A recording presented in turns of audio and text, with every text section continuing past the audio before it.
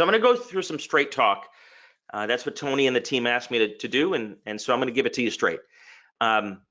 According to studies, your resume gets a 6-second look at the most, 6 seconds. And I would say that of the resumes that I see, perhaps 1% of resumes are actually designed, written in such a way to accomplish that, to facilitate that. It is a reality that you need to get your arms around. And by resume, I'm also talking about the LinkedIn profile, which really is the new resume. So many resumes and many books, many articles have been written about this, but for some reason, people seem to ignore much of the advice. We could do a whole nother webinar on that topic. But you have to start from the point of, I have a few seconds to get the point across that I'm worth investing some time in, and most people fail that test. So that's a harsh reality. When it comes to resumes, when it comes to LinkedIn profiles, I may be a bit old school. I know I'm old school. One typo tells me that this person has had years, decades to get this single document ready, and it's still got typos. It makes no sense in today's day and age. I assume that the resume is the best representation, the best piece of work that someone's ever going to give me. And so I know other people that will look the other way. They don't care about typos or grammar, any of that stuff. When it gets to the executive level and someone has something called a spell checker, I just don't understand it. So giving it to you straight.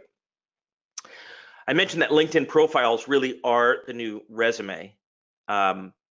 Most companies, most headhunters really prefer the LinkedIn profile to the resume for many reasons that are obvious. One of the key reasons, of course, is that I can establish who I know in common with the individual and can do some backdoor reference checking very early on to see if it's worth my time. So it tells me so much more than just a piece of paper, even though it may have the same basic content. But some of the things you really want to think about are discoverability. Think about your resume, your LinkedIn profile amongst 500 million, I think is the number they're up to, something like that. And you're trying to be discovered. You're trying to make it easy for headhunters, CEOs, recruiters to find you. Many LinkedIn profiles aren't written from a point of discoverability. And so they don't return in the search results and you're never discovered.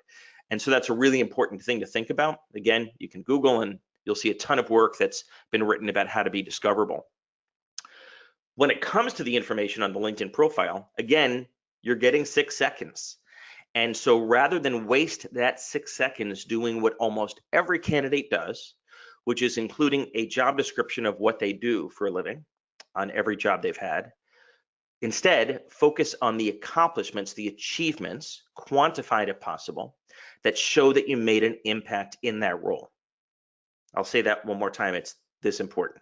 Instead of a list of bullet points of what the job was, which you can assume most CEOs, headhunters, other executives probably know, unless you had some very arcane kind of role, you can skip all that, make sure the title is clear, and instead focus on the quantifiable achievements. Grew sales by X, reduced same store theft by Y, improved operational efficiency by Z, improved the P&L, you get it.